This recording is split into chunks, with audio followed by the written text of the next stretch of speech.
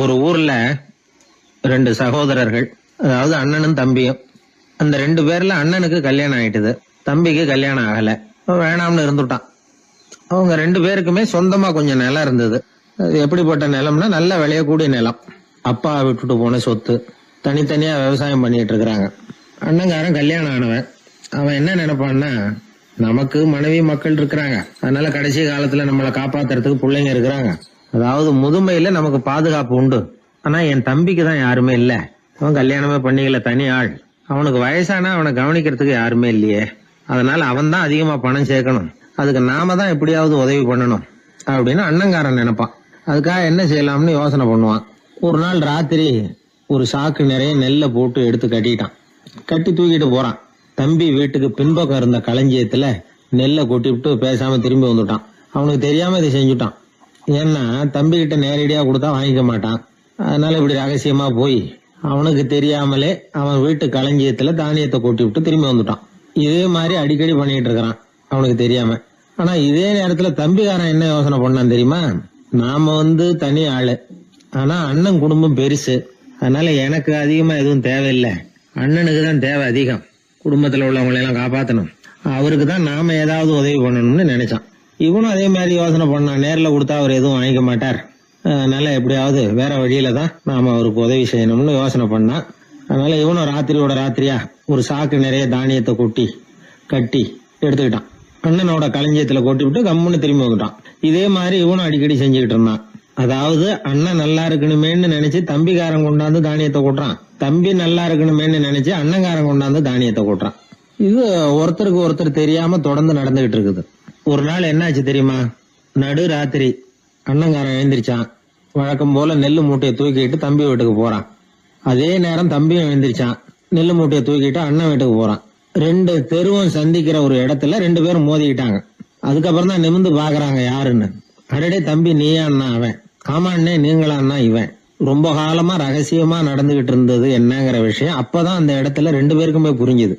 இது நடந்து ரொம்ப காலம் கழிச்சு அந்த ஊர்ல கோயில் கட்டுறதுக்கு ஒரு இடம் தேடினாங்களாம். ஒரு புனிதமான இடம் தேவை, நம்ம ஊர்ல அப்படிப்பட்ட இடம் எதுன்னு எல்லாரும் யோசனை பண்ணாங்களாம்.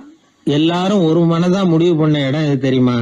அந்த அண்ணனும் தம்பியும் நடு ராத்திரியில சந்திச்சுக்கிட்ட அந்த இடம் தான். அதுதான் புனிதமான இடம் அப்படின்னு முடிவு பண்ணாங்க. அந்த இடத்துலதான் கோயிலையும் கட்டினாங்களாம். கடவுளை வணங்குகிறவர் வணங்காதவர் அப்படிங்கிற அடிப்படையில சமயத்தை கண்டறிவதில்லை, அன்பு செலுத்துகிறவர் செலுத்தாதவர் அப்படிங்கிற ரெண்டு வகையினரில் தான் சமயம் கண்டறியப்படுகிறது அப்படிங்கிறது பெரியவர்கள் கருத்து. இந்த காலத்துல எல்லாம் சகோதர பாசம் இப்படியா இருக்குது. ஒருத்தன் சொன்னான், எங்க வீட்டுல பங்கு பிரிச்சுப்போ, எனக்கு எதுவுமே வேணாம், எல்லாத்தையும் எங்க அண்ணன்கிட்டயே கொடுத்துருங்கன்னு சொல்லிவிட்டேன் அப்படின்னா ரொம்ப பெருமையா. பரவாயில்லையே, உங்க அப்பா விட்டுட்டு போனது எவ்வளவு இருக்கும்னு. அது என்ன சுமாரா ஒரு 50,000 இருக்கும்னா. என்ன சொத்தான்னு கேட்டேன். இல்லைங்க கடன் அப்படின்னா. அதனாலதான் கடன் இருக்குங்கிறதுனாலதான் அண்ணன்கிட்டயே கொடுத்துருங்க அப்படின்னு தாராளமா சொல்லிவிட்டு வந்திருக்கிறான். இப்படி இருக்குது சகோதர பாசம். ஆனா பாசம்ங்கிறது ரொம்ப உயர்வானது. அது அண்ணன் தம்பிகள் எப்படி இருக்கணும் அப்படிங்கறதுக்கு அந்த அபூர்வ சகோதரர்கள் ஒரு உதாரணம். குடும்பத்துல மற்றவர்கள்ட்ட நேசத்தோடையும் பாசத்தோடையும் பழகினாதான் வாழ்க்கை இனிமையா அமையும். கல்யாணத்துக்கு போயிருந்தியே, எப்படி இருந்ததுன்னு கேட்டார் ஒருத்தர். எப்படி இருந்தது? சாப்பாடு சரியில்லை, சாம்பார்ல உப்பு பத்தல, இப்படி அடுக்கிக்கிட்டே போனார் அடுத்தவர். இது ஒரு மனித சுபாவம். எப்பவுமே எதிர்மறையான செய்திகளை பேசுறதுலதான் மனிதனுக்கு ஆர்வம் அதிகம். எது சரியில்லைங்கிறத சொல்றதுக்கு தான் அவன் ஆசைப்படுறான், எது சரியா இருந்ததுங்கிறத சொல்றதுக்கு அவன் ஆசைப்படுறது இல்ல. இப்ப எல்லாரும் சொல்லுவாங்களே, ஒரு பெரிய வெள்ளைத்தாள்ல நடுவுல ஒரு சின்ன கருப்பு புள்ளிய வைங்க, அத ஒருத்தர்கிட்ட காட்டி இது என்னன்னு கேட்டா கருப்பு புள்ளின்னு தான் சொல்லுவார். ஒரு சின்ன கருப்பு புள்ளியத்தான் அவர் கவனிக்கிறார், அந்த புள்ளிய சுற்றி இருக்கிற விசாலமான வெள்ளை பகுதியை அவர் கவனிக்கிறது இல்ல. இது மனித இயல்பு. ஒரு கண்ணாடி முன்னாடி போய் நிக்கிறோம், முகத்தை பாக்குறோம், கொஞ்சம் யோசனை பண்ணி பாருங்க. முகத்துல நமக்கு பிடிக்காத பகுதியை தான் முதல்ல கவனிப்போம். கன்னத்துல ஒரு பரு இருந்ததுன்னா அதுதான் முதல்ல நம்ம கண்ணுல படும். கருப்பா ஒரு மச்சம் இருந்தா அதைத்தான் நாம முதல்ல கவனிக்கிறோம். ஒரு சின்ன காயம் இருந்ததுன்னா ரொம்ப கவனிச்சு கூர்ந்து பாக்குறோம். அதை சுற்றி இருக்கிற அழகான பகுதிகள் எல்லாம் அதுக்கு அப்புறம் தான். அவ்வளவு தூரத்துக்கு ஏன்? காலையில ஒரு செய்தித்தாளை கையில எடுத்து புரட்டுறீங்க, எதிர்மறையான செய்திகளை தான் முதல்ல பாக்குறோம். ஆக்கப்பூர்வமான செய்திகள்லாம் அதுக்கப்புறம் தான். எதிர்மறையான செய்திகள் தான் பத்திரிகைகளின் விற்பனையை உயர்த்துது. இப்ப ஒரு கும்பல்ல கலவரம், பத்திரிகையில செய்தி எப்படி வருது? கலவரத்துல 10 பேர் உயிரிழந்தார்கள் அப்படின்னு தான் வரும். அந்த கலவரத்துல 918 பேர் உயிரோடு திரும்பி போனார்கள் அப்படின்னு போடுறது இல்ல. எத்தனை பேர் இறந்து போனாங்க அப்படிங்கிறது தான் பத்திரிகைக்கு முக்கியம். ஏன்னா மனித மனம் அதை தான் கவனிக்குது. பாதகமான செய்திகளே பத்திரிகைகள்ல அதிகமா வருது. எதிர்மறையான செய்திகளுக்கு தான் அதிக முக்கியத்துவம் கொடுக்கப்படுது. இதனால என்ன ஆகுது தெரியுமா? இந்த உலகத்துல எங்க பார்த்தாலும் கொலையும் கொள்ளையும் விபத்தும் உயிரிழப்பும் தான் நடந்துகிட்டு இருக்கு அப்படிங்கறது மாதிரி ஒரு பிரமை. இந்த உலகத்துல மகிழ்ச்சிகளை எல்லாம் நாம மறந்துடுறோம். வாழ்வின் வெளிச்சங்களை எல்லாம் நாம இழந்துடுறோம். இன்னைக்கு விமான விபத்துல 214 பேர் உயிரிழந்தார்கள் அப்படிங்கிறது எதிர்மறையான செய்தி. இன்று விமானம் மூலமாக 2 லட்சம் பேர் சௌக்கியமாக பயணம் செய்தார்கள் அப்படிங்கிறது நேரடியான செய்தி. ஆனாலும் செத்ததுதான் செய்தியா வரும். சௌக்கியமா போனவங்களை பத்தி வெளியில தெரியாது. வாழ்க்கையின் சாதகமான அம்சங்கள்ல கவனம் செலுத்துறதுக்கு நாம கத்துக்கணும். இந்த உலகத்துல நாம மகிழ்ச்சியா இருக்கிறதுக்கு எவ்வளவோ விஷயங்கள் உண்டு. அதையெல்லாம் கவனிச்சு பாக்குறதுக்கு நாம கத்துக்கணும். ஒரு நாள் பூராவும் நல்லா நடந்துகிட்டு இருப்பீங்க. ஏதோ ஒரு நேரத்துல வாழைப்பழத்தோல்ல காலை வச்சிருப்பீங்க, வழிக்கு விழுந்துட்டீங்க. வழிக்கு விழுந்ததுதான் நமக்கு பெருசா தெரியும். நாலு பூரா நாம நல்லா நடந்துகிட்டு இருந்தோமே அப்படிங்கறது தெரியாது பெருசா. நமது பலம் என்னங்கறதுலதான் அதிக கவனம் தேவை. தோல்வி மனப்பான்மை இது நெகட்டிவ் ஆட்டிடியூட்ஸ். தாழ்வு மனப்பான்மை நெகட்டிவ் செல்ஃப் இமேஜ். எதிர்மறையாவே நினைக்கிறது பேசுறது அப்படிங்கிற குணத்தை மாத்திக்காதவன் எந்த காலத்திலயும் முன்னேற முடியாது. அப்படிப்பட்டவன் வெற்றிகரமான மனிதனும் கிடையாது. ஆகையினால வாழ்க்கையில வெற்றி பெற விரும்புகிறவர்கள் எதிர்மறை மனோபாவத்தை மாற்றிக்கொள்ளுங்கள். நெகட்டிவ் விஷயங்கள்ல இருந்து உங்க கவனத்தை திருப்புங்க. பாசிட்டிவ் விஷயங்கள்ல கவனத்தை செலுத்துங்கள். ஒரே விஷயத்த கூட சில பேர் பாசிட்டிவா எடுத்துக்குவாங்க, சில பேர் நெகட்டிவா எடுத்துக்குவாங்க. ஒரு சத்திரத்துல 2 சாமியார்கள் சந்திச்சுக்கிட்டாங்களாம். தங்களுடைய சொந்த கதைகளை அவங்க பேசிக்கிட்டாங்க. ஒரு சாமியார் சொன்னார், எனக்கு சம்சாரம் இல்ல, அதனாலதான் நான் சாமியார் ஆயிட்டேன் அப்படின்னார். இன்னொருத்தர் சொன்னார், எனக்கு சம்சாரம் இருக்கா, அதனால நான் சாமியார் ஆயிட்டேன் அப்படின்னார். அதனால வாழ்க்கைய அவரவர்கள் பாக்குற பார்வை வேற வேற மாதிரி. எதையும் எதிர்மறையா எடுத்துக்கப்படாது, ஆக்கப்பூர்வமா எடுத்துக்கணும். அப்படிங்கறத புரிஞ்சுக்கிட்டோம்னா நம்ம வாழ்க்கையில வெற்றி நிச்சயம். நான் கணக்குல ரொம்ப வீக்கு சார் அப்படின்னு சொல்லிக்கிறதுல நம்மள பல பேர் வெக்கப்படுறதில்ல. நம்ம மூளை கணக்கு போட எப்பவும் தயாரா தான் இருக்குது. ஆனா அதை நாம சரியா உபயோகப்படுத்துறது இல்ல. அதுதான் விஷயம். கம்ப்யூட்டர் வந்த பிறகு இன்னமும் சௌகரியமா போச்சு. கணக்கு போடுற வேலையெல்லாம் அதுகிட்ட ஒப்படைச்சிட்டோம். கம்ப்யூட்டரை விட வேகமா மனுஷனால கணக்கு போட முடியுமா அப்படின்னா முடியுமா. ஆனா முடியும்னு நிரூபிச்சு காட்டினவங்க இந்த உலகத்துல ஒரு 10-20 பேர் தான். ஒரு பென்சிலோ காகிதமோ இல்லாம 17 இலக்க எண்களை கூட கூட்டி கழிச்சு பெருக்கி வகுக்கிறாங்க. நீங்க பிறந்ததுல இருந்து இந்த வினாடி வரைக்கும் எவ்வளவு காலம் ஆயிருக்குது அப்படின்னு கேட்டா அதை நொடிகள்ல சொல்றாங்க. ஒரு புஸ்தகத்தை கொடுத்து படிக்க சொல்லி அதுல மொத்தம் எத்தனை எழுத்து இருக்குது அப்படின்னு கேட்டா கரெக்டா சொல்லி விடுறாங்க. இப்படிப்பட்ட திறமைசாலிகள் இந்த உலகத்துல இருக்கத்தான் செய்யறாங்க. அது சரி, அவங்களால மட்டும் அது எப்படி முடியுது? இதுக்கு சரியான விளக்கத்தை இதுவரைக்கும் யாரும் சொல்லல. இந்த கணக்கு புலிகள், கணித மேதைகள் எப்படி அவ்வளவு பெரிய கணக்கெல்லாம் போடுறாங்கன்னு கேட்டா அதுக்கு யாராலையும் சரியான விளக்கம் கொடுக்க முடியல. ஆனா அவங்க எல்லாம் கொஞ்சம் கூட அலட்டிக்காம கணக்கு போட்டு சொல்லி விடுறாங்க. இவ்வளவுக்கும் அவங்க கணக்கு கல்வியை முறையா கத்துக்கிட்டவங்களா அப்படின்னு கேட்டா அதுவும் கிடையாது. சோவியத் ஆய்வாளர் ஒருத்தர் முதல் தடவையா இது சம்பந்தமா ஆச்சரியமான ஒரு முடிவை சொல்லி இருக்கிறார். அவர் என்ன சொல்றாருன்னா, கம்ப்யூட்டர்களையே தோக்கடிக்கக்கூடிய வேகத்துல கணக்கு போடுகிற திறமையுள்ள மூளை இயற்கையிலேயே சில பேருக்கு மட்டும்தான் இருக்குங்கிறது சரியில்லை. இந்த உலகத்துல பிறந்த எல்லாருடைய மூளைக்குள்ளேயும் ஒரு கம்ப்யூட்டர் மூளை இருக்குது அப்படிங்கிறார் அவர். நம்ம கிட்ட இருக்கிற சாதாரண மூளைக்கு அபாரமான திறமை இருக்குதான். இப்போ உதாரணத்துக்கு ஒரு மாமரத்துல உச்சி கிளையில ஒரு நல்ல மாங்காயை பாக்குறோம். ஒரு கல்லை எடுத்து குறி பார்த்து வீசுறோம். ஒரு தடவை இல்லைன்னா கூட இன்னொரு தடவை கரெக்டா பார்த்து அடிச்சு விடுறோம். மாங்காய் கைக்கு வந்துடுது. இது சாதாரணமா எல்லாரும் செய்யக்கூடிய ஒரு காரியம். இதுல கவனிக்க வேண்டியது என்னன்னா, கண் அமைக்கிற நேரத்துக்குள்ள மனுஷ மூளை அந்த கல்லோட எடை, மாங்காய் இருக்கக்கூடிய உயரம், தூரம், எரிய வேண்டிய விசையின் அளவு, வேகம் எல்லாத்தையும் கணக்கு போட்டு சொல்லிவிடுது. அதுக்கப்புறம் தான் கல்லை வீசுறோம். நம்ம அறியாமலேயே நமக்குள்ள நடக்கிற ஒரு அதிசயம் இது. மனுஷன் படைச்ச கம்ப்யூட்டரால இவ்வளவு சிக்கல் நிறைந்த விஷயத்த இவ்வளவு சீக்கிரத்துல கணக்கு போட முடியாதான். அதனாலதான் மனித மூளைக்குள்ள ஒரு கம்ப்யூட்டர் மூளை, அதாவது கணக்கு போடுகிற மூளை இருக்குது, அது இயங்குது அப்படிங்கறத அதுல இருந்து புரிஞ்சுக்க முடியும்னு சொல்றாங்க. இத உயிர் கம்ப்யூட்டர் அப்படின்னு சொல்லலாமா, பயோ கம்ப்யூட்டர். இயற்கை என்ன பண்ணி இருக்குதுன்னா, இந்த உயிர் கம்ப்யூட்டர் விசைய அணைச்சு விட்டு உணர்வு மூளையின் செயல்பாட்டை திறந்து விட்டுருக்கு. அதனால உணர்வு மூளையை உபயோகிக்கிற மனுஷன் தன்னுடைய இயற்கை திறமையை மறந்துட்டு தானே வளர்த்துக்கிட்ட திறமையின் மூலமா சிந்திக்க ஆரம்பிச்சான். இந்த இயற்கையின் உயிர் கம்ப்யூட்டர் விசை அணைக்கப்படாம சில பேருக்கு இருந்துருது. அவங்க தான் கணித மேதைகள். அவங்களுக்கெல்லாம் உயிர் கம்ப்யூட்டருக்கும் உணர்வு மூளைக்கும் தொடர்பு ஏற்பட்டிருக்கு. இப்ப இந்த தொடர்பை எல்லாருக்கும் ஏற்படுத்துறதுக்கு ஒரு வழியை கண்டுபிடிச்சிட்டோம்னு வைங்க, அதுக்கப்புறம் நாம எல்லாருமே கணித மேதைகள் தான், கணக்கு புலிகள் தான். அது வரைக்கும் நாம இப்படியே இருந்துட வேண்டியதுதான். நம்மால் ஒருத்தன் மாங்காய் அடிச்ச கதை தெரியுமா உங்களுக்கு? ஒரு மரத்து உச்சியில ஒரு மாங்காயை பார்த்தான். உடனே அவனுடைய மூளை கல்லோட எடை, மாங்காய் இருக்கிற உயரம், எரிய வேண்டிய வேகம் எல்லாத்தையும் ஒரு நொடியில கணக்கு போட்டு சொல்லிவிட்டுது. அடிச்சான், மாங்காய் விழுந்துட்டுது. இருந்தாலும் அவன் தன்னுடைய மூளையை நொந்துக்கிட்டான். மோசமான மூளைன்னா ஏண்டான்னு கேட்டோம். என்னுடைய மூளை எல்லாத்தையும் சரியா கணக்கு போட்டு சொல்லிவிட்டுது, இருந்தாலும் ஒரு விஷயத்த என்கிட்ட சொல்லாம விட்டுட்டுது அப்படின்னா.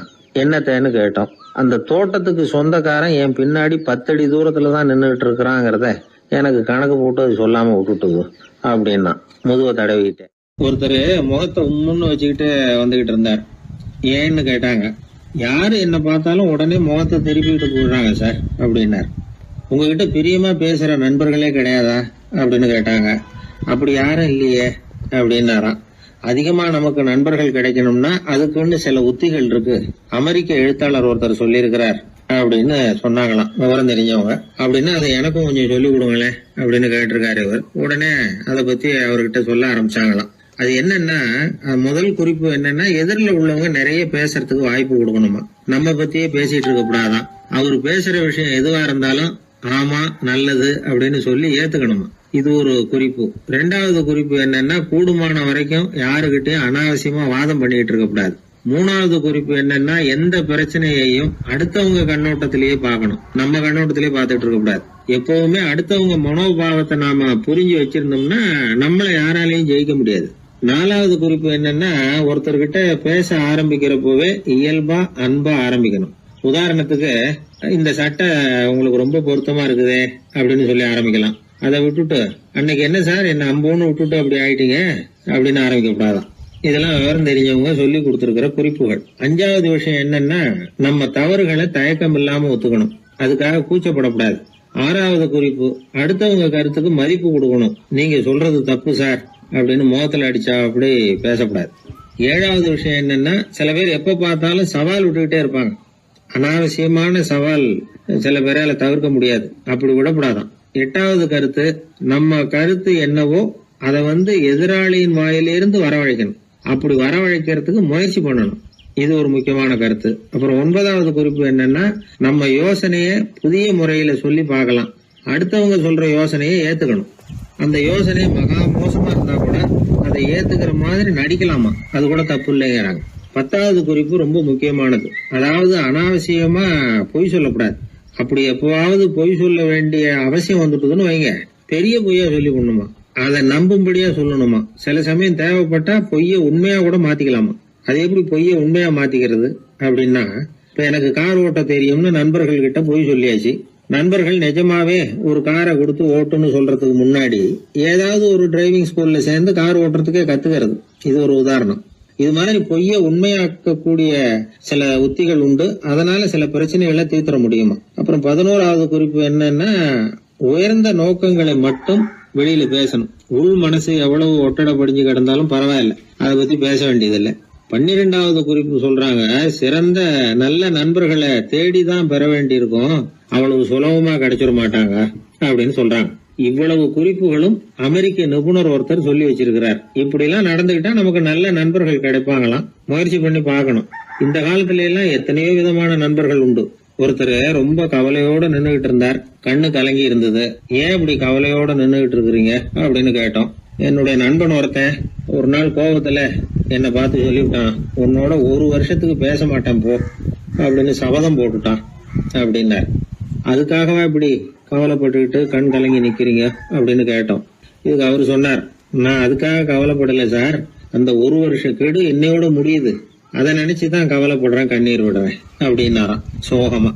ஒருத்தர் ரொம்ப கவலையோட வந்தார். ஏன் இப்படி ஒரு மாதிரியா வர்றீங்க அப்படின்னு கேட்டேன். அவர் என்ன நிமிர்ந்து பார்த்தார். என்னை பார்த்து ஒருத்தன் பைத்தியம்னு சொல்லிவிட்டான் சார், அவன் அப்படி சொன்னதுக்கு அப்புறம் தான் நான் இப்படி ஆயிட்டேன்னாரு.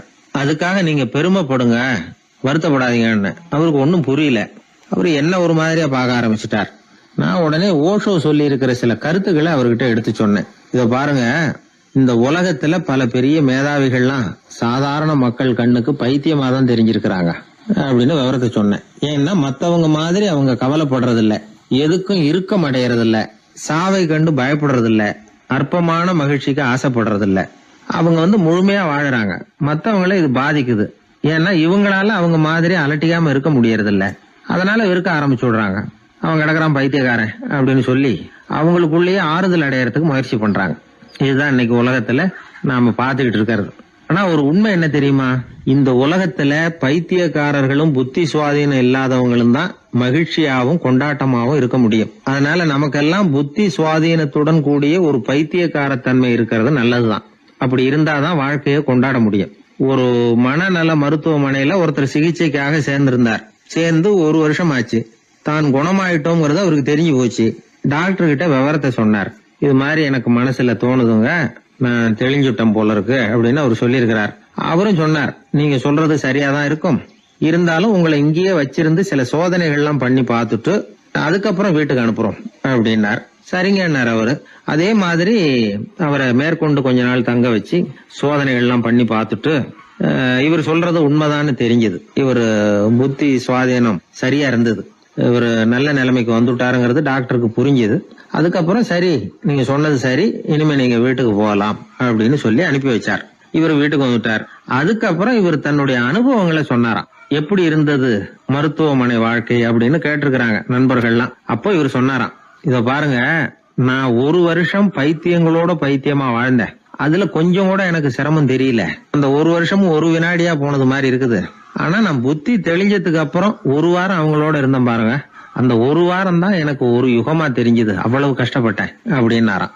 அதனால ஒரு கூட்டத்திலிருந்து வேறுபட்டு வாழறதுங்கிறது கொஞ்சம் சிரமம் தான். பைத்தியங்களுக்கு மத்தியில பைத்தியமா இருந்துடலாம், பைத்தியங்களுக்கு மத்தியில புத்தி சுவாதீனம் உள்ளவனா இருக்கிறதுக்கு ரொம்ப சாமர்த்தியம் தேவைப்படுது. அதனாலதான் இந்த உலகத்துல நாம வாழும் பொழுது மற்றவர்களை அனுசரிச்சு வாழணும். பைத்தியங்களுக்கு மத்தியில பைத்தியமா இருந்தாதான் சுகம் அப்படிங்கிறது தான் இவங்க சொல்ல வர்ற உண்மை. ஹிட்லர் ஒரு சமயம் ஒரு பைத்தியக்கார ஆஸ்பத்திரிக்கு போனாராம் பார்வையிடறதுக்காக. மன நோயாளிகளை எல்லாம் வரிசையா நிறுத்தி வச்சிருந்திருக்கிறாங்க. அவர் வந்த உடனே எல்லாரும் ஹிட்லர் வாழ்கன்னு கத்தணும் அப்படின்னு அங்க உள்ள டாக்டர் சொல்லி வச்சிருக்கிறார். ஏற்கனவே சொல்லி வச்சிருக்காரு, ஹிட்லர் வரப்போறார், வந்தது எல்லாரும் ஹிட்லர் வாழ்கன்னு நீங்க சொல்லணும், கத்தணும் சொல்லி வச்சிருக்காரு. சரின்ட்டு நிக்கிறாங்க. ஹிட்லர் வந்தார். சொல்லி வச்சது மாதிரி எல்லாரும் கத்துனாங்க, ஹிட்லர் வாழ்கன்னு. ஒருத்தர் மட்டும் கத்தாம அமைதியா நின்னுகிட்டு இருந்தார். ஹிட்லர் அவர்கிட்ட போய், ஏன் நீங்க மட்டும் ஹிட்லர் வாழ்கன்னு சொல்லாம நிக்கிறீங்கன்னார். அதுக்கு அவர் மெதுவா, நான் பைத்தியக்காரன் இல்ல, டாக்டர் அப்படின்னாராம். அதனால பைத்தியங்களோடு பைத்தியமா வாழறதுங்கிறது ஒரு சுகம். இந்த உலகத்துல ஏற்கனவே நான் சொன்னது மாதிரி பைத்தியக்காரர்களும் புத்தி சுவாதீனம் இல்லாதவங்களும் தான் மகிழ்ச்சியாகவும் கொண்டாட்டமாகவும் இருக்க முடியும். அதனால புத்தி சுவாதீனத்துடன் கூடிய ஒரு பைத்தியக்காரத்தன்மை நமக்கு தேவை. அந்த நுட்பத்தை புரிந்து கொண்டு நம்முடைய வாழ்க்கையை நாம கொண்டாடுவோம். என்னை தேடி ஒருத்தர் வந்தார். எனக்கு ரொம்ப நாளா ஒரு சந்தேகம், அதுக்கு உங்களை கேட்டு விளக்கம் பெறணும்னு வந்திருக்கிறேன்னார். என்ன உங்க சந்தேகம்னு கேட்டேன். யாரு என்ன பார்த்தாலும் உடனே முகத்தை திருப்பிட்டு போடுறாங்க சார், அதுக்கு என்ன காரணம்னு எனக்கு தெரியல, அதுதான் உங்களை கேட்டு தெரிஞ்சுக்கலாம்னு வந்திருக்கிறேன்னார். உங்களுக்கே தெரியலன்னா எனக்கு எப்படி தெரியும்னு, இருந்தாலும் உங்களுக்கு அனுபவம் இருக்குமேன்னார். அது சரி, உங்ககிட்ட பிரியமா பேசுற நண்பர்களே கிடையாதா அப்படின்னு கேட்டேன். அப்படி யாருமே இல்லைங்க அப்படின்னார். அப்படின்னா உங்ககிட்ட தான் ஏதோ குறை இருக்கு, உங்க பழக்க வழக்கத்தை கொஞ்சம் மாத்திக்கிட்டா எல்லாம் சரியா போடும் அப்படின்னு. என்ன செய்ய சொல்றீங்கன்னார். உங்களுக்கு நிறைய நண்பர்கள் தேவைன்னு, கிடைக்க மாட்டேங்கிறாங்களேன்னார். அதுக்கு சில வழிகள் இருக்குன்னு. அப்படியானார். அதிகமா நமக்கு நண்பர்கள் கிடைக்கணும்னா அதுக்குன்னு சில உத்திகள் இருக்கிறதாக அமெரிக்க எழுத்தாளர் ஒருத்தர் சொல்லியிருக்கிறார். சரி, அப்படி அவர் என்னதான் சொல்லியிருக்கிறார் அப்படின்னா வரிசையா சொல்றேன் கேட்டுங்க அப்படின்னு சொல்லி அவர்கிட்ட சொல்ல ஆரம்பிச்சேன். அதாவது முதல்ல நாம தெரிஞ்சுக்க வேண்டியது என்னன்னா, எப்ப பார்த்தாலும் நம்மளை பத்தியே பேசிட்டு இருக்க கூடாது. நமக்கு எதிரில் உட்கார்ந்து இருக்கிறவங்க நிறைய பேசுறதுக்கு வாய்ப்பு கொடுக்கணும். அவர் பேசுற விஷயம் எதுவா இருந்தாலும் எப்படி இருந்தாலும் ஆமா நல்லது அப்படின்னு சொல்லி ஏத்துக்கணும். இது முதல் கருத்து. 2வது என்ன சொல்றாங்கன்னா, கூடுமான வரைக்கும் யாருகிட்டையும் அனாவசியமா வாதம் பண்ணிட்டு இருக்க கூடாது. 3வது கருத்து என்னன்னா, எந்த பிரச்சனையையும் அடுத்தவங்க கண்ணோட்டத்திலேயே பார்க்கணும், நம்ம பார்வையிலேயே பார்த்துட்டு இருக்க கூடாது. எப்பொழுதுமே அடுத்தவங்களுடைய மனோபாவத்தை நாம புரிஞ்சு வச்சுக்கிட்டோம்னா நம்மளை யாராலும் ஜெயிக்க முடியாது. 4வது கருத்து என்ன சொல்றாங்கன்னா, ஒருத்தர்கிட்ட பேச ஆரம்பிக்கும் பொழுது இயல்பா அன்பா ஆரம்பிக்கணும். இப்ப உதாரணத்துக்கு ஒண்ணு சொல்லணும்னா, உங்களுக்கு இந்த சட்டை ரொம்ப பொருத்தமா இருக்குதே அப்படின்னு ஆரம்பிக்கலாம். அதை விட்டுட்டு அன்னைக்கு என்ன சார் என்ன அம்போன்னு விட்டுட்டு போயிட்டீங்க அப்படின்னு ஆரம்பிக்க கூடாது. 5வது விஷயம், நம்முடைய தவறுகளை தயக்கம் இல்லாம ஒத்துக்கணும். அப்படி ஒப்புக்கொள்ள கூச்சப்படக்கூடாது. 6வது கருத்து என்னன்னா, அடுத்தவங்க அபிப்பிராயங்களுக்கு மதிப்பு கொடுக்கணும். நீங்க சொல்றது தப்பு சார் அப்படின்னு முகத்துல அடிச்சது மாதிரி பேசக்கூடாது. 7வது கருத்து என்ன சொல்றாங்க, நம்முடைய கருத்து என்னவோ அதை எதிராளியின் வாயிலிருந்து வரவழைக்கணுமா. அப்படி வரவழைக்கிறதுக்கு நாம முயற்சி பண்ணணும். அதுக்கு தகுந்த மாதிரி நாம பேசணும். 8வது குறிப்பு என்னன்னா, சில பேர் எப்ப பார்த்தாலும் சவால் விட்டுக்கிட்டே இருப்பாங்க. அனாவசியமா சவால் விடக்கூடாது. 9வது யோசனை, நம்ம யோசனையை புதிய முறையில சொல்லி பார்க்கலாம். மற்றவர்கள் சொல்லுகிற யோசனையை ஏத்துக்கணும். அந்த யோசனை மகா மோசமானதா இருந்தா கூட அதை ஏத்துக்கிற மாதிரி கூட நடிக்கலாம். அதுல ஒன்றும் தப்பு இல்லை. 10வது குறிப்பு ரொம்ப முக்கியமானது. அதாவது அனாவசியமா பொய் சொல்லக்கூடாது. அப்படி எப்பொழுதாவது பொய் சொல்ல வேண்டிய அவசியம் ஏற்பட்டா பெரிய பொய்யா சொல்லணும். அதை நம்பும்படியா சொல்லணுமா. இதெல்லாம் அந்த நிபுணர் சொல்ற கருத்து தான். சில சமயம் தேவைப்பட்டா பொய்ய கூட உண்மையா மாத்திக்கலாமா. அது எப்படி பொய்ய உண்மையா மாத்துறது அப்படின்னா, இப்ப எனக்கு கார் ஓட்ட தெரியும்னு நண்பர்கள் கிட்ட ஒரு பொய்ய சொல்லிவிட்டீங்கன்னு வைங்களேன். நண்பர்கள் நிஜமாவே ஒரு காரை கொடுத்து ஓட்டுன்னு சொல்றதுக்கு முன்னாடி ஏதாவது ஒரு டிரைவிங் ஸ்கூல்ல சேர்ந்து கார் ஓட்ட கத்துக்கலாமே. இதுதான் இந்த பொய்ய உண்மையா மாத்துறது. இது ஒரு உதாரணம், அவ்வளவுதான். இது மாதிரி பல பொய்களை உண்மையாக்க முடியும். அப்படி பொய்ய உண்மையாக்கி கூட சில பிரச்சனைகளை தீர்த்திட முடியும். 11வது குறிப்பு என்ன சொல்லுதுன்னா, உயர்ந்த நோக்கங்களை மட்டுமே வெளியில பேசணும். உள் மனசு எவ்வளவு ஒட்டடை படிஞ்சு கிடந்தாலும் பரவாயில்ல. 12வது குறிப்பு, நல்ல நண்பர்களை தேடித்தான் பெறணும். அவங்க அவ்வளவு சுலபமா கிடைச்சிட மாட்டாங்க. இவ்வளவும் அனுபவசாலிகள் சொல்லி இருக்கிற குறிப்புகள். இந்த ஆலோசனைகளின்படி நடந்தா நமக்கு நல்ல நண்பர்கள் கிடைப்பாங்க. அதுக்கப்புறம் நமது வாழ்க்கை வெற்றி இருக்கிற திசையை நோக்கி வேகமா நகர ஆரம்பிக்கும். இந்த காலத்திலேயே நல்ல நண்பர்கள்லாம் எத்தனையோ பேர் உண்டு. ஒருத்தர் ரொம்பவும் கவலையோட நின்றுகிட்டு இருந்தார். கண்கள் கலங்கி போயிருந்தது. கிட்டத்தட்ட அழுதுகிட்டு இருந்தார். ஏன் சார் இப்படி அழறீங்க, என்ன ஆச்சு உங்களுக்குன்னு கேட்டேன். ஒரு மெதுவா கண்ணை தொடச்சிக்கிட்டு, என்னுடைய நண்பன் ஒருத்தன் ஒரு நாள் கோவத்துல என்னை பார்த்து உன்னோட 1 வருஷத்துக்கு பேச மாட்டேன் போன்னு சொல்லிவிட்டான், சபதம் போட்டுட்டான் அப்படின்னாரு. அதுக்காக இப்படி கவலைப்படுறீங்கன்னு கேட்டேன். அவரு சொன்னார், நான் அதுக்காக கவலைப்படல சார், அந்த 1 வருஷ கேடு என்னோட முடியுது, நான் அதை நினைச்சு எழுதிட்டு இருக்கிறேன் அப்படின்னா. இப்படிப்பட்ட நண்பர்களும் உண்டு. அதனால நல்ல நண்பர்களா பார்த்து நமக்கு சேர்த்துக்கிட்டோம்னா நம்ம வாழ்க்கையில எந்த முயற்சி எடுத்தாலும் அதுல சுலபமா வெற்றி கிடைக்கும். 11ஆம் நூற்றாண்டுல ஒரு புகழ்பெற்ற இறைநேச செல்வர் வாழ்ந்து வந்தார். அவர் பேரு அப்துல்லா ஹிஸ் சௌமை. இப்போ சோவியத் ரஷ்யாவில் உள்ள ஜீலான்கிற நகரத்தோட புறநகர் பகுதியில நீப்புன்னு ஒரு ஊர், அங்கதான் அவர் இருந்தார்.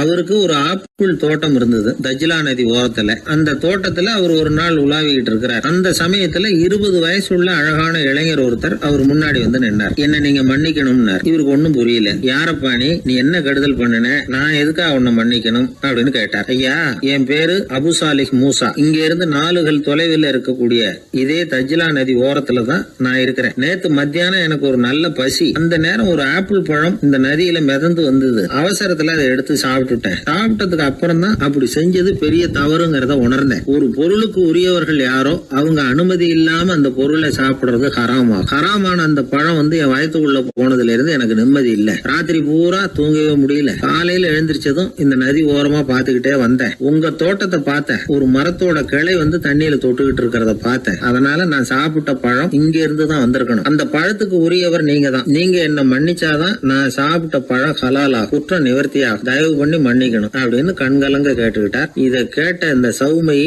ஆச்சரியத்தோட அந்த இளைஞரை கூர்ந்து கவனிச்சார். இந்த அளவுக்கு நேர்மையான ஒரு நல்ல மனுஷனை விட்டுறக்கூடாது அப்படின்னு மனசுக்குள்ள முடிவு பண்ணிக்கிட்டார். நிமிர்ந்து அந்த இளைஞரை பார்த்தார். இதுக்கு நீ வந்து தண்டனையை ஏத்துக்கத்தான் வேணும்னார். எதுவா இருந்தாலும் ஏத்துக்கிறதுக்கு தயார்னார் அவர். இதுக்கு தண்டனையா 12 வருஷ காலம் நீ இங்க பணிவிடைகள் செய்யணும்னார். பணிவிடை செய்யறது என்னுடைய பாக்கியமா நினைக்கிறேன் அப்படின்னு சொல்லிவிட்டு மகிழ்ச்சியோட அந்த தண்டனையை ஏத்துக்கிட்டார். 12 வருஷம் முடிஞ்சது. அந்த 12 வருஷ காலத்துல அந்த இளைஞரோட வயசும் தகுதியும் வளர்ந்தது. கடைசியில் அந்த பெரியவர் அந்த இளைஞரை கூப்பிட்டார். இத பாருப்பா, இன்னையோட உன் பணிவிடை காலம் 12 வருஷம் முடிஞ்சது. ஆனா தண்டனை இதோட முடிஞ்சுட்டதா நினைக்காத. அது இன்னமும் முடியல. கடைசியா இன்னும் ஒரு தண்டனை பாக்கி இருக்கு. அதை நீ ஏத்துக்கணும்னார். எதுவா இருந்தாலும் ஏத்துக்கிறதுக்கு சித்தமா இருக்கிறேன். எனக்கு ஒரு மகள் இருக்கிறா. அவளுக்கு 2 கண்ணும் தெரியாது, 2 காதும் கேட்காது, 2 காலும் செயல்படாது. அவளை நீ கல்யாணம் பண்ணிக்கணும் அப்படின்னார் பெரியவர். இத கொஞ்சமும் ஒரு எதிர்பார்க்கல. திகைச்சார். அடுத்த நிமிஷம் சரி, இதையும் நான் மனப்பூர்வமா ஏத்துக்கிறேன்.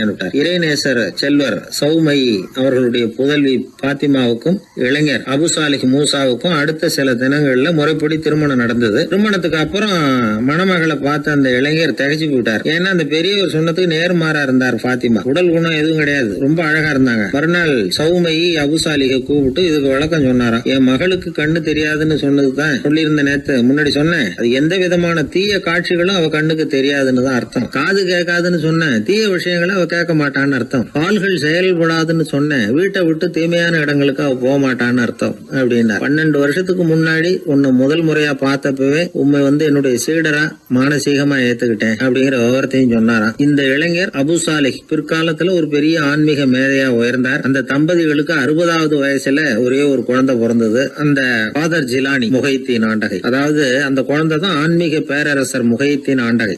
அப்படி அந்த கதையை சொல்லுவாங்க பழைய இதை. அப்படிப்பட்ட பெரியவர்களுடைய வாழ்க்கை தான் நமக்கு வழிகாட்டணும். எனக்கு ஒரு சிநேகிதன் அவன் சொன்னான், டேய் என்னுடைய மாமனார் கூட தன்னுடைய பொண்ணை எனக்கு திருமணம் பண்ணி கொடுக்கறதுக்கு முன்னாடி ஒரு செய்தியை சொன்னார். பொய்ன்னு அப்புறமா தான் தெரிஞ்சது அப்படின்னா. என்ன சொன்னார்னு கேட்டோம். என் பொண்ணு மாசத்துக்கு ஒரு தடவை ஏதாவது கோபம் வந்தா கையில கிடைக்கிறத எடுத்து உங்க மேல எரிவா, நீங்க தான் அனுசரிச்சு நடந்துக்கணும்னு சொன்னார் அப்படின்னா. அப்படி அவர் சொன்னது பொய்யா அப்படின்னு கேட்டேன். ஆமா, அவர் மாசம் ஒரு தடவைன்னு அவர் சொன்னது பொய், தினம் ஒரு தடவை அப்படி செய்யறா, இதுதான் உண்மை அப்படின்னா. ஒரு சீடன் அந்த காலத்துல அஹிம்சைக்கு மரியாதை அதிகமா இருந்தது. இந்த காலத்துல இம்சைக்கு அதிக மரியாதை. ஒரு பெரியவர் இருந்தார். உண்மையை பத்தியும் சத்தியத்தை பத்தியும் நிறைய உபதேசம் எல்லாம் பண்ணார். அது பிரகாரமே நடந்தார். அவர் பின்னாடி நிறைய கூட்டம்லாம் இருந்தது. சீடர்கள் அதிகமா இருந்தாங்க. அவர் கொள்கைக்கு மரியாதை இருந்தது. ஆனா காலப்போக்கில் அந்த மரியாதை குறைஞ்சு போச்சு. அவர் பின்னாடி போன கும்பலும் குறைஞ்சு போச்சு. இது ஏன்? இப்படி ஒரு கேள்வி கேட்டார் ஒருத்தர். அதுக்கு பதில் சொல்ல வந்தார் ஒருத்தர். அவரு ஒரு கதையை சொன்னார். சீக்கிய கதை. அதாவது மகான் குருநானக் உபதேசம் பண்ணிக்கிட்டு இருந்த காலம். அவர் பின்னாடி ஏகப்பட்ட கூட்டம் போற இடமெல்லாம் மக்கள் வெள்ளம் அவர் பின்னாடியே போயிட்டு இருந்ததுதான். அவர் எந்த ஊருக்கு போனாலும் எல்லாரும் பின்னாடியே போனாங்க. இந்த கூட்டத்தையும் அவங்க கிட்ட இருக்கிற ஆர்வத்தையும் போனார் ஒருத்தர். அவரு குருநானக்கோட நண்பர். அவர் நேரா போய் குருநானக்க பார்த்தார். ஆகா, உங்களுக்கு தான் எத்தனை 1000 சீடர்கள் அப்படின்னார். குருநானக் இதை கேட்டுட்டு லேசா சிரிச்சார். அவ்வளவுதான், பதில் எதுவும் சொல்லல. கொஞ்ச நாள் கழிச்சு குருநானக் ஒரு ஊரை விட்டுட்டு இன்னொரு ஊருக்கு புறப்பட்டார். ஆயிரக்கணக்கான ஜனங்கள் பின்னாடி போனாங்க. சும்மா போல குரு மகாராஜுக்கு ஜே அப்படின்னு கோஷம் போட்டுக்கிட்டே போறாங்க. ஒரு சாலை ஓரமா போய்கிட்டே இருக்கிறாங்க. திடீர்னு ஒரு இடத்துல ஆகாசத்துல இருந்து செப்பு காசுகள் மழை மாதிரி கொட்டிச்சு. கோஷம் போட்டுக்கிட்டு வந்தவங்க எல்லாம் பாதி பேர் உடனே கலைஞ்சு ஓடினாங்க. அவங்களுக்கு கிடைச்ச செப்பு காசையெல்லாம் பொறுக்கிட்டு மடியில கட்டிக்கிட்டு சொல்லிக்காம கொள்ளாம நழுவி போயிட்டாங்க. அவர் இதையெல்லாம் கவனிக்காம தொடர்ந்து போயிட்டே இருக்கிறார். அடுத்த ஊருக்கு போனார். அங்க மறுபடியும் ஒரு பணமழை. போன தடவை செப்பு காசு கொட்டுச்சு, இந்த தடவை இங்க வெள்ளி காசா கொட்டுது. இப்பவும் இருந்த கூட்டத்துல பாதி பேர் கும்பல் அப்படியே கலைஞ்சு ஓடி போய் முடிஞ்ச அளவுக்கு அதை பொறுக்கிட்டு அப்படியே ஓடிட்டாங்க. குருநானக் தொடர்ந்து போறார். இன்னொரு ஊர்ல மறுபடியும் பணமழை. இந்த தடவை வெறும் தங்க காசா விழுது. இதை பார்த்ததும் மீதி இருந்த கும்பலும் கலைஞ்சு ஓடி போய் தங்க காசை அள்ளிக்கிட்டு அம்பேல் ஆயிட்டுது. குருநானக் திரும்பி பார்த்தார். கடைசியா எஞ்சி இருந்தது ஒரே ஒரு சீடர் தான். செப்பு காசு, வெள்ளி காசு, தங்க காசு எதையும் பொருட்படுத்தாம இவர் பின்னாடியே வந்துகிட்டு இருக்கிறார். நீதான்ப்பா என்னுடைய உண்மையான சீடன் அப்படின்னு சொல்லி அவரை வாழ்த்தி அவர்கிட்ட தன்னுடைய பணிகளை ஒப்படைச்சாராம் குருநானக். அவ்வளவுதான் அந்த கதை. அதை கேட்டதும் உண்மைக்கு ஏன் மரியாதை குறைஞ்சு போச்சுங்கிறது புரியுது. நல்லவங்க பின்னாடி போற கூட்டம் குறையறதுக்கு இதுதான் காரணம். காசு தான் முக்கியம்னு நினைக்கிறவங்க அதிகமாயிட்டாங்க இந்த காலத்துல. காசு முக்கியம்தான், இல்லைன்னு சொல்லல. ஆனா காசு நமக்கு அடிமையா இருக்கணும். வேலைக்கார மாதிரி இருந்து வேண்டியதை வாங்கி கொடுக்கணும். நாம காசுக்கு அடிமையாயிடக்கூடாது. அப்படி ஆகும் பொழுதுதான் விவகாரம் ஆரம்பம். இந்த காலத்து குரு ஒருத்தர், அவருக்கு பின்னாடி ஏகப்பட்ட சீடர்கள் இருந்தாங்க. ஒரு காலத்துல ஒவ்வொரு கட்டத்துல ஒவ்வொருத்தரா நழுவி போயிட்டாங்க. இப்ப மிஞ்சி இருக்கிறது ஒரே ஒரு சீடன் தான். ரொம்ப பவ்யமா கையை கட்டிட்டு அவர் முன்னாடி உட்காந்துருக்கிறான். கடைசியில நீ மட்டுமாவது இருக்கியப்பா, அது போதும், நீ தான் எனக்கு உண்மையான சீடன் அப்படின்னாராம் குரு. அதுக்கு அந்த சீடன் சொல்லியிருக்கான், அப்படி இல்லைங்க சுவாமி, நீங்க இப்போ உட்காந்துக்கிட்டு இருக்கிற பீடத்துக்கு அடியில பெட்டியில பணம் வச்சிருக்கிறீங்க, அது எனக்கு தெரியும். அதனால நீங்க எப்போ எழுந்திரிச்சு அந்த பக்கம் போவீங்கன்னு பாத்துக்கிட்டு இருக்கிறேன் அப்படின்னு விழுந்தது. உடனே அவங்களுக்கு ஒரு ஆசை, கபீரை சந்திச்சு பேசணும் அப்படின்னு அவங்க ஆசைப்பட்டாங்க. அவங்க அப்படி ஆசைப்பட்டதுக்கு ஒரு காரணம் உண்டு. ஏன் அப்படி ஆசைப்பட்டாங்கன்னா, 2 ஞானிகளை சந்திக்க வச்சா பல அரிய தத்துவங்களை கேட்கறதுக்கு ஒரு வாய்ப்பு கிடைக்கும். அதனால அவங்க 2 பேரையும் எப்படியாவது சந்திக்க வச்சுடணும் அப்படின்னு அவங்க ஆசைப்பட்டாங்க. அந்த சீடர்கள் தங்களுடைய விருப்பத்தை அவர்கிட்டயே சொன்னாங்க. இது மாதிரி அவர் கபீர் இந்த ஊர்ல இருக்கிறதா தெரியுது, சந்திச்சா தேவையில்லைன்னு. சரி, கபீரை சந்திக்கலாம் ஆனா அவரோட பேசுறத பத்தி நான் எதையும் சொல்றதுக்கு இல்ல அப்படின்னு விட்டார் பரீத். ஏன் கபீரோட நீங்க எதுவும் பேச மாட்டீங்களா அப்படின்னு கேட்டாங்க சீடர்கள். அவரோட பேசுறதுக்கு எதுவும் இல்ல. ஏன்னா எனக்கு என்ன தெரியுங்கிறது அவருக்கு தெரியும், அவருக்கு என்ன தெரியுங்கிறது எனக்கு தெரியும். அப்படி இருக்கிறப்ப நாங்க 2 பேரும் பேசிக்கிறதுக்கு என்ன விஷயம் இருக்க போகுது அப்படின்னாரு அவர். இங்க நிலைமை இப்படி.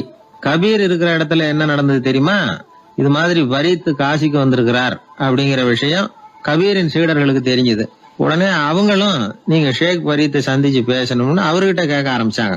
அதுக்கு கபீர் சொன்னாராம், நாங்க 2 பேரும் சந்திச்சுக்கிட்டா ஒருத்தர் கட்டி தழுவிக்குவோம், ஆனந்த கண்ணீர் வடிப்போம், வார்த்தைகளால பரிமாறிக்கிறதுக்கு எங்ககிட்ட எதுவும் இல்ல அப்படின்னாராம். இருந்தாலும் 2 பக்கத்துல இருந்த சீடர்களும் அப்படி நினைக்கல. எப்படியும் இவங்க சந்திச்சுக்கிட்டா கொஞ்சமாவது பேசாம இருக்க முடியாது, ஏதாவது பேசிக்குவாங்க அப்படின்னு நினைச்சாங்க. அதனால தொடர்ந்து வற்புறுத்தினாங்க. கபீர் பரீத்தை தன்னுடைய ஆசிரமத்துக்கு அழைச்சார். அந்த ஊரின் எல்லைக்கே போய் அவரை அழைச்சிட்டு வந்தார். 2 பேரும் சந்திச்சாங்க. ஒருத்தர் கட்டி பிடிச்சுக்கிட்டாங்க. ஒருத்தர் கைய ஒருத்தர் பிடிச்சபடியே ரொம்ப நேரம் நின்றுட்டு இருந்தாங்க. ஆனந்த கண்ணீர் வழிஞ்சுது. கபீர் ஆசிரமத்துல 2 பேரும் மௌனமா உட்கார்ந்துருக்காங்க. ஏதாவது பேசுவாங்கன்னு சொல்லி எதிர்பார்த்துக்கிட்டே 2 பக்கமும் சீடர்கள் காத்துக்கிட்டு இருக்கிறாங்க. பேசுங்கன்னு சொல்லியும் பார்த்தாங்க. அதை கேட்டதும் லேசா சிரிச்சாங்களே தவிர எதுவுமே பேசிக்கலையாம். ஒரு நாள் பூரா இப்படியே போயிட்டுது. அதுக்கப்புறம் பரீத் கபீர் கிட்ட விடைபெற்றுக்கிட்டு புறப்பட்டார். ஏன் நீங்க பேசல அப்படின்னு சொல்லி கபீரின் சீடர்கள் கேட்டாங்களாம். அதுக்கு கபீர் சொன்னார், நாங்க 2 பேரும் உணர்ந்ததை சொல்றதுக்கு வார்த்தைகள் கிடையாது. எல்லாமும் உணர்ந்த பரீத்து கிட்ட பேசுறதுக்கு என்கிட்ட எதுவும் இல்ல, அதனால பேசல அப்படின்னார். இதே மாதிரி பரீத்தின் சீடர்களும் அவர்கிட்ட கேட்டிருக்கிறாங்க, ஏன் நீங்க பேசலன்னு. எங்க 2 பேர்ல யாராவது ஒருத்தர் பேச ஆரம்பிச்சிருந்தாலும் அதை போல முட்டாள்தனம் வேற எதுவும் இருக்க முடியாதுன்னாரு அவரு. ஞானிகள் 2 பேரும் பேசி இருந்தா என்ன ஒரு தெளிவு கிடைக்குமோ அதை விட அதிகமான தெளிவு கிடைச்சுதான் சீடர்களுக்கு. உண்மையின் வடிவமான பரம்பொருள் பேசப்பட வேண்டிய ஒன்றல்ல, அது உணரப்பட வேண்டிய ஒன்று அப்படிங்கறத அவங்க புரிஞ்சுக்கிட்டாங்களாம். ஒரு கணவனும் மனைவியும் ரொம்ப நாள் ஒருத்தர் பிரிஞ்சிருந்தாங்க. பல வருஷங்களுக்கு அப்புறம் அவங்க சந்திச்ச உடனே ஏதாவது பேசலாம்ல, பேசல. 2 பேருமே மௌனமா இருந்தாங்க. இந்த ஞானிகள் மாதிரி ஒருத்தர் ஆர்வமா பாத்துக்கிட்டாங்க, அவ்வளவுதான். அந்த கணவனை தனியா கூப்பிட்டுக்கிட்டு போய் ஒருத்தர் விசாரிச்சார், ஏன்பா இவ்வளவு நாள் கழிச்சு சந்திக்கிறீங்க, நீயாவது முதல்ல வாயை திறக்கப்படாதான்னார். அதுக்கு அவர் சொன்னார், ஏற்கனவே நான் வாயை திறந்ததுனால தானே சார் இவ்வளவு காலமும் பிரிஞ்சு இருக்கிறது மாதிரி ஆச்சு, அதனால அவசரப்படாம பொறுமையா இருக்கிறேன் அப்படின்னாராம். அதனால பேச்சு பெருசுதான், இருந்தாலும் மௌனம் அதை விட பெரியது அப்படிங்கறத ஒரு வாழ்வியல் உண்மையாக நாம புரிஞ்சுக்கணும். ஒரு சீடன் வெளியூர் புறப்படுறதுக்கு தயாரா இருந்தான். ரொம்ப தூரம் போக போறான். திரும்பி வர நாளாகும். புறப்படுறதுக்கான ஆயத்த வேலைகள்ல ஈடுபட்டு இருந்தான்.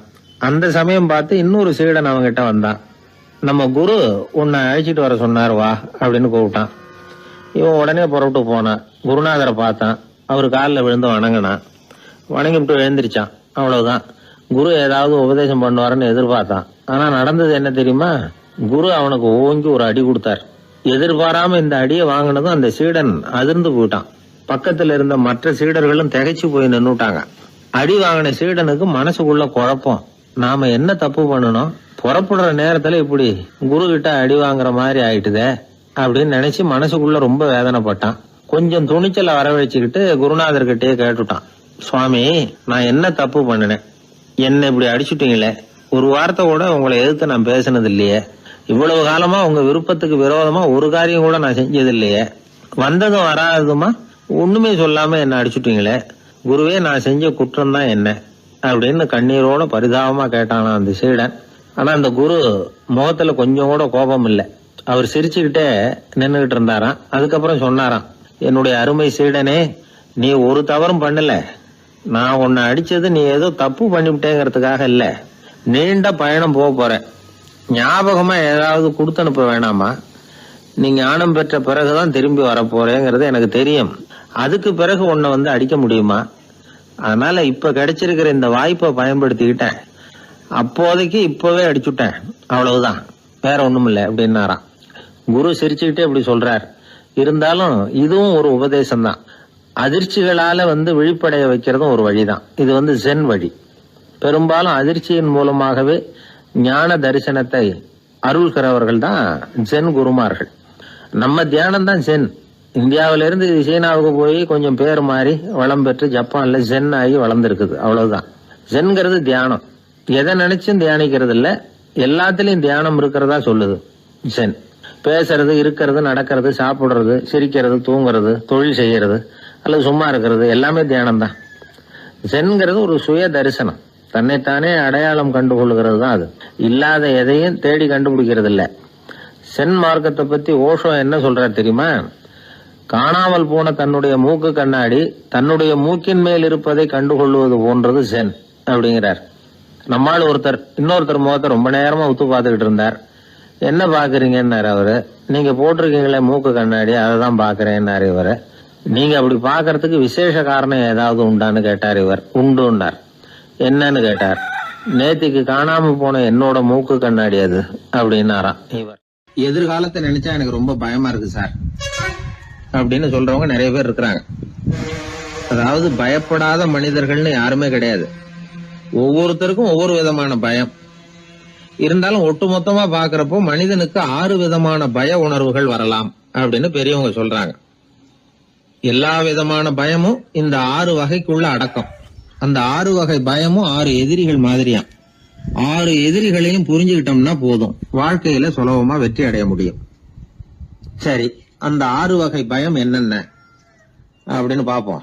முதல்ல வறுமை பற்றிய பயம், 2வது பழிச்சொல் பற்றிய பயம், 3வது உடல் நலம் பாதிப்பு பற்றிய பயம், 4வது என்னன்னா காதல் தோல்வி, 5வது முதுமை, 6வது மரணம். அதாவது பயப்படுறதுங்கிறது ஒரு மனநிலை தான். இந்த மனநிலையை கட்டுப்படுத்த முடியும், திசை திருப்ப முடியும். சரி, இந்த பயங்களின் அறிகுறிகள் எப்படி இருக்கும்? வறுமை பற்றிய பயம் அப்படின்னு முதல்ல சொன்னோம் இல்லையா, அந்த பயத்தின் அறிகுறிகளை தெரிஞ்சுக்குவோம். எதுலேயும் அக்கறை இல்லாம இருக்கிறது, ஒரு குறிக்கோள் இல்லாம இருக்கிறது, வறுமையை சகிச்சுக்கிறது, வாழ்க்கையில கிடைக்கிறது எதுவா இருந்தாலும் ஆட்சேபனை இல்லாமல் ஏத்துக்கிறது, மனசாலும் உடம்பாலும் சோர்ந்து போயிருக்கிறது, ஆர்வம், முனைப்பு, கற்பனை திறன் எதுவுமே இல்லாம இருக்கிறது. இதெல்லாம் தான் அந்த வறுமை பற்றிய பயத்தின் அறிகுறிகள். அடுத்தது ஒண்ணு பார்த்தோமே, பழிச்சொல் பற்றிய பயம். அதாவது அடுத்தவங்க நம்மளை குறை சொல்லி விடுவாங்களோ அப்படிங்கிற பயம். இதுக்கு அறிகுறி என்ன தெரியுமா? புதியவர்களை சந்திக்கிறதுக்கு பயப்படுறது, முடிவு எடுக்க முடியாம குழம்புறது, பிரச்சனைகளை தவிர்க்க விரும்புறது, தாழ்வு மனப்பான்மை, வரவுக்கு மீறி செலவு செஞ்சு இமேஜை உயர்த்திக்கிறது, குறிக்கோள் இல்லாத வாழ்க்கை. இதெல்லாம் தான் அதுக்கு அறிகுறிகள். 3வது பயம் உடல் நலம் பாதிப்பு பற்றிய பயம், அதாவது நோய் பற்றிய பயம். ஒரு உண்மை என்ன தெரியுமா? டாக்டரை சந்திக்கிற மனிதர்கள்ல 75% பேர் தங்களுக்கு நோய் வந்துட்டுதுங்கிற கற்பனையில இருக்கிறவங்களாம். நிஜமாவே நோய் கிடையாது அவங்களுக்கு. இந்த பயத்தின் அறிகுறிகள் என்னன்னா, வியாதிக்கான அறிகுறிகள் தன்னிடம் இருக்கிறதாக நினைச்சுக்கிறது, எந்த நேரமும் வியாதியை பத்தியே பேசி பேசி மனசை அங்கேயே வச்சிருக்கிறது, நோய் சம்பந்தமான செய்திகளை படிச்சு நமக்கு இப்படி ஆயிடுமோ அப்படின்னு வேதனைப்படுறது. இதெல்லாம் தான் அதுக்கு அறிகுறிகள். 4வது பயம் காதல் தோல்வி. இது ரொம்ப வேதனை, உடம்பையும் மனசையும் சீரழிச்சு விடும். ஆண்களை விட பெண்கள் தான் இந்த பய உணர்வுல அதிகமா பாதிக்கப்படுறாங்க. 5வது முதுமை பற்றிய பயம். 6வது மரண பயம், வயசான காலத்துல எப்படி சமாளிக்கிறது அப்படிங்கிற பயம். ஆக இதையெல்லாம் நாம புரிஞ்சுக்க வேண்டியது ரொம்ப அவசியம். இந்த 6 வகை பயங்களை சரியா புரிஞ்சுக்கிட்டு நாம நடந்துக்கணும். வாழ்க்கையின் முன்னேற்றத்துக்கு இந்த பயங்கள் முட்டுக்கட்டே ஆயிடக்கூடாது.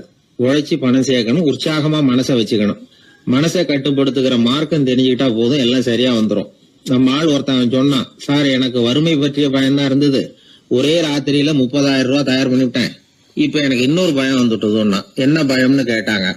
போலீஸ் கண்டுபிடிச்சிருமோங்கிற பயம்னா. இது இந்த பயத்துல அடங்காது.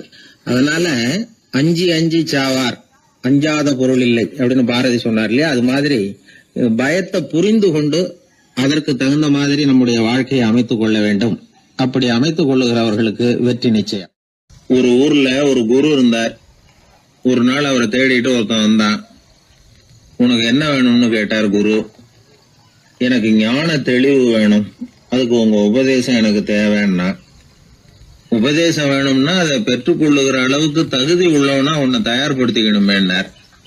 அதுக்கு நான் என்ன செய்யணும் சொல்லுங்கன்னா, முதல்ல நீ செய்ய வேண்டியது என்னன்னா, உங்ககிட்ட இருக்கிற எல்லா கெட்ட குணங்களையும் விட்டுட்டு 1 வருஷம் கழிச்சு வா, அப்புறம் பாக்கலான்னாரு. அவ்வளவுதானே, சரின்னு சொல்லிவிட்டு அவன் போயிட்டான். 1 வருஷம் கழிச்சு வந்தான்.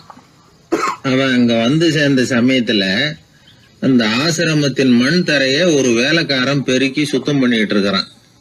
அந்த மண் தரையிலிருந்து எழுந்த புழுதி அதிகமா இருந்தது. அது காத்துல கலந்தது, சீடனையே மறைக்கிற அளவுக்கு ஆயிட்டுது. ஒரே புழுதி மயம். சீடனுக்கு கோபம் வந்துட்டுது. அந்த வேலைக்காரனை அடிக்கிறதுக்காக கைய வாங்கிட்டு போனான். அவன் ஓடி போய் குரு கிட்ட சொல்லிவிட்டான், குருவே, உங்க உத்தரவுப்படிதான் நான் தரையை சுத்தம் பண்ணேன், ஆனா அந்த ஆளு என்ன அடிக்க வர்றான் அப்படின்னா. குரு பார்த்தார், அந்த சீடனை கூப்பிட்டார். இத பாருப்பா, உன்னுடைய எண்ணங்கள்ல பாம்பு புகுந்துட்டுது, அதையெல்லாம் விரட்டி அடிச்சு விட்டு 1 வருஷம் கழிச்சு வா, அதுக்கப்புறம் பார்க்கலான்னு விட்டார். சீடன் யோசனை பண்ணான், சரின்னு சொல்லிட்டு போயிட்டான். 1 வருஷம் கழிச்சு மறுபடியும் வந்தான். இப்போ அவன் வர்ற சமயத்துல அந்த வேலைக்காரன் என்ன பண்ணான் தெரியுமா? குரு கட்டளைப்படி தரையை பெருக்கினான். அப்புறம் அந்த புழுதியை எடுத்து வேணும்னே அந்த சீடன் மேல தூவனான். அவ்வளவுதான், சீடனுக்கு மகாகம் வந்துட்டுது. அந்த வேலைக்காரனை பிடிச்சி கண்ணாமண்ணான்னு திட்டிவிட்டான். வேலைக்காரன் குரு கிட்ட ஓடனான், ஐயா, அந்த ஆளு வாய்க்கு வந்தபடியெல்லாம் திட்டுறான் அப்படின்னா. குரு பார்த்தார், ஓ அப்படியா, அப்படின்னா இந்த தடவை பாம்புகள் கிடையாது, இப்போ அவன் இதயத்துக்குள்ள நுழைஞ்சிருக்கிறது நாய். அதை விரட்டி அடிச்சு விட்டு இன்னும் ஒரு 1 வருஷம் கழிச்சு அவனை வர சொல், அப்புறம் பார்க்கலாம் அப்படின்னு சொல்லி அனுப்பி வச்சுட்டார். சீடன் திரும்பி போயிட்டான். 1 வருஷம் கழிச்சு மறுபடியும் வந்தான். இப்ப அவன் வர்றப்போ என்ன செய்யணுங்கிறத அந்த வேலைக்காரங்கிட்ட குரு ஏற்கனவே சொல்லி வச்சிருக்கிறார். அது பிரகாரமே அவன் பண்ணனான். அவன் என்ன செஞ்சான் தெரியுமா? கூட்டி பெருக்கணும் புழுதியை எல்லாம் ஒரு வாளி தண்ணியில போட்டு நல்லா கலக்கி அந்த சீடன் தலையில ஊத்தனான். இவ்வளவு செஞ்சும் இந்த தடவை அவனுக்கு கோபமே வரல. அதுக்கு பதிலா அவனை பார்த்து நன்றின்னா. எதுக்கு நன்றி தெரியுமா? எதையும் சகிச்சுக்கிட்டு அமைதியா இருக்கும் குணத்தை கற்றுக்கொள்வதற்கு உதவியா இருந்ததுக்காக அந்த வேலைக்காரனுக்கு நன்றி. இத கேள்விப்பட்ட உடனே அந்த குரு ஓடி வந்தார், இவனை கட்டி பிடிச்சுக்கிட்டார். இனிமே நான் உனக்கு உபதேசம் பண்ணலாம், அதுக்கான தகுதி உனக்கு வந்துட்டுதுன்னார். இதுல இருந்து என்ன தெரியுது? ஒருத்தர்கிட்ட உபதேசம் வாங்கணும்னா கூட அதுக்குன்னு ஒரு தகுதி நமக்கு தேவைப்படுது. சகிப்புத்தன்மை ஒவ்வொரு மனிதனுக்கும் தேவைதான். இந்த காலத்துல ஒரு குரு, அவரை தேடி ஒருத்தன் வந்தான்.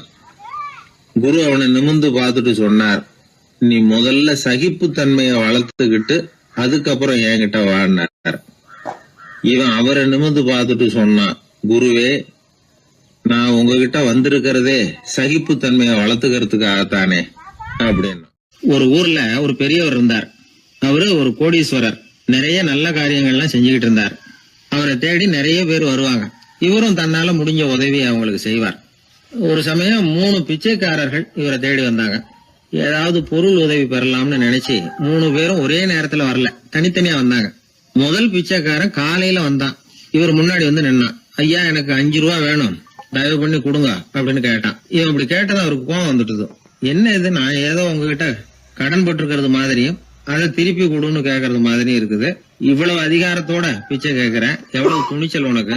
உனக்கு 5 ரூபாயெல்லாம் தர முடியாது, இந்த 2 ரூபா எடுத்துட்டு ஓடு அப்படின்னு சொல்லி ஒரு 2 ரூபாயை தூக்கி எறிஞ்சார். அவன் அதை எடுத்துக்கிட்டு அங்கிருந்து போயிட்டான். அடுத்தபடியா மத்தியானமே ஒரு பிச்சைக்காரன் வந்தான். இவன் எப்படி கேட்டான் தெரியுமா? ஐயா, 10 நாளா ஒருவேளை உணவு கூட சாப்பிடல, தயவு பண்ணி எனக்கு உதவி பண்ணுங்கன்னா. உனக்கு எவ்வளவு வேணும்னு கேட்டார். நீங்களா பார்த்து எவ்வளவு கொடுத்தாலும் அது எனக்கு போதும்னா. இந்தா 10 ரூபா, இதை வச்சுக்கோ, ஏதாவது வாங்கி சாப்பிடுனார். அவன் அந்த 10 ரூபாய வாங்கிட்டு போயிட்டான். அதுக்கப்புறமா சாயந்தரமா 3வது பிச்சைக்காரன் வந்தான். இவன் கேட்ட விதம் எப்படி தெரியுமா? மகாராஜா, உங்களுடைய உயர்ந்த குணத்தை பத்தி நான் நிறைய கேள்விப்பட்டிருக்கிறேன், அதனால உங்களை பார்த்து தரிசனம் பண்ணிவிட்டு போகலாம்னு வந்தேன். அற வழியில வாழ்ந்து கொண்டிருக்கிற நீங்கள் தான் கண்கண்ட தெய்வம் அப்படின்னா. உடனே அந்த பெரியவர் என்ன சொன்னார் தெரியுமா? ஐயா, தயவு பண்ணி உட்காருங்க, நீங்க ரொம்ப களைச்சு போய் வந்திருக்கிறீங்க, முதல்ல சாப்பிடுங்க, மத்ததெல்லாம் அப்புறம் பார்க்கலாம்னு சொல்லி அவனை உட்கார வச்சு சாப்பாடு போட்டார். அவன் சாப்பிட்டு முடிச்சான். அதுக்கப்புறம் இவர் கேட்டார், இப்ப சொல்லுங்க, நான் என்ன பண்ணணும் உங்களுக்குன்னார். அந்த பிச்சைக்காரன் இந்த அன்புக்கு நெகிழ்ந்து, ஐயா, பசியோட வந்தேன், அறுசுவை விருந்தே படைச்சுட்டீங்க, அது போதும், எனக்கு வேற எதுவும் தேவையில்லை, நீங்க என் பேர்ல காட்டுற அன்பை நான் எப்பவும் மறக்க மாட்டேன், உங்களுக்கு எல்லாம் நல்லபடியா நடக்கும், உங்களுக்கு ஒரு குறையும் வராதுன்னா. இவனுடைய பரிவான இந்த வார்த்தைகள் அவர் மனசை தொட்டுது. அவன் பேர்ல இருந்த அன்பு பல மடங்கு அதிகமாச்சு. அதோட விளைவு என்ன தெரியுமா?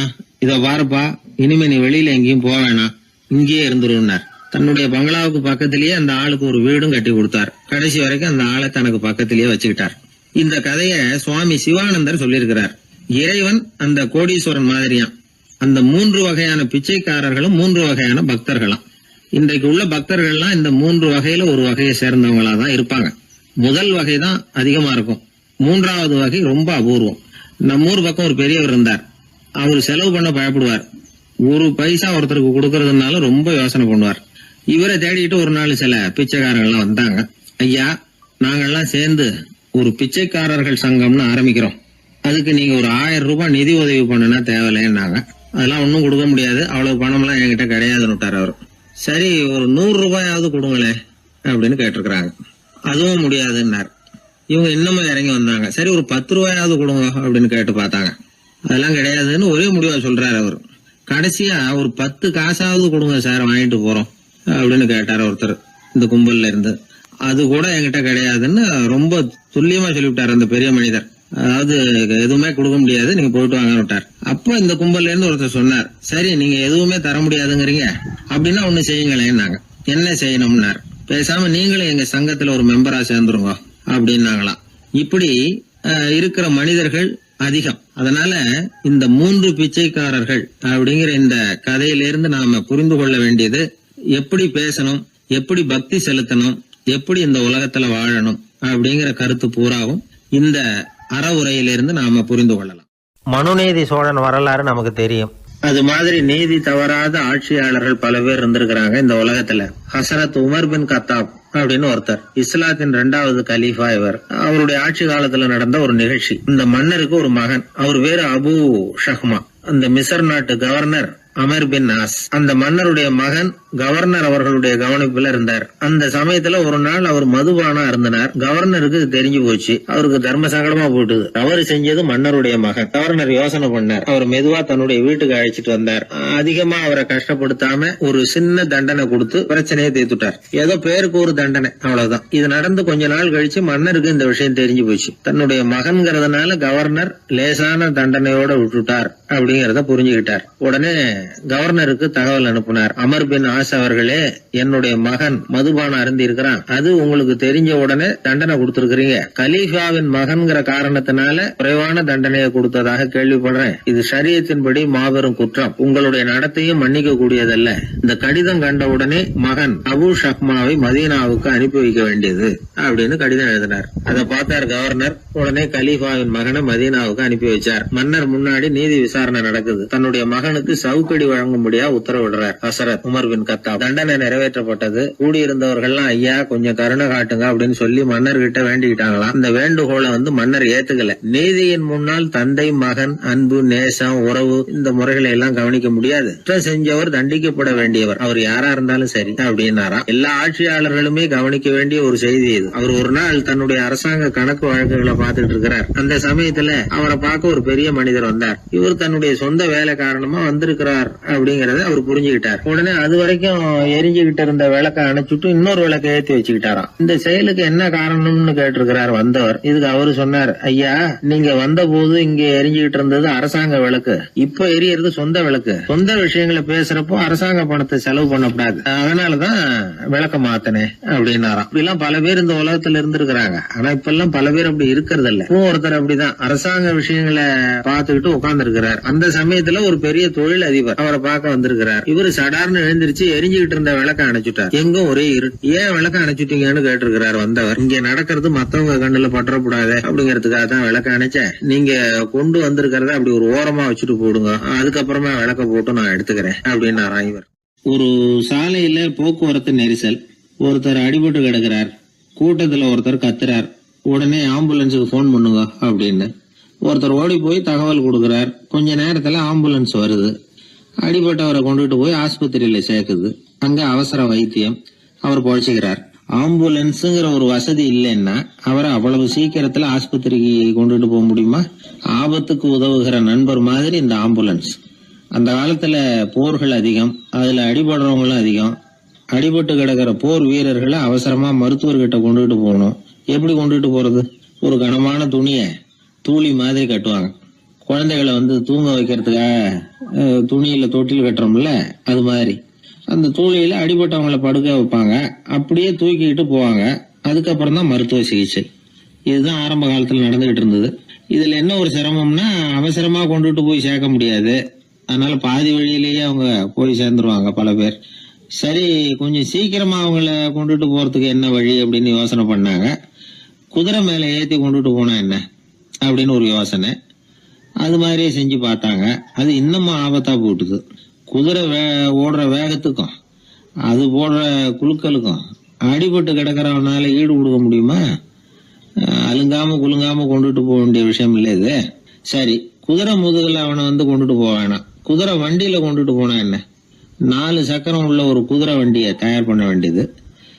அதை ஆம்புலன்ஸா உபயோகப்படுத்த ஆரம்பிச்சாங்க. 1487 இது பழக்கத்துக்கு வந்துதான். இது கொஞ்சம் சௌரியமா தெரிஞ்சுது. அதனால 1792 வரைக்கும் இந்த முறைதான் நீடிச்சுதான். ஒரு பிரெஞ்சு மருத்துவர், அவரு பேர் பேரன் டொமினிக். அவர் என்ன பண்ணாருன்னா குதிரை வண்டியில படுக்கை வசதியை ஏற்படுத்தினார். முதல் உதவி செய்யறதுக்கு தேவையானதையெல்லாம் அதுல வச்சார்.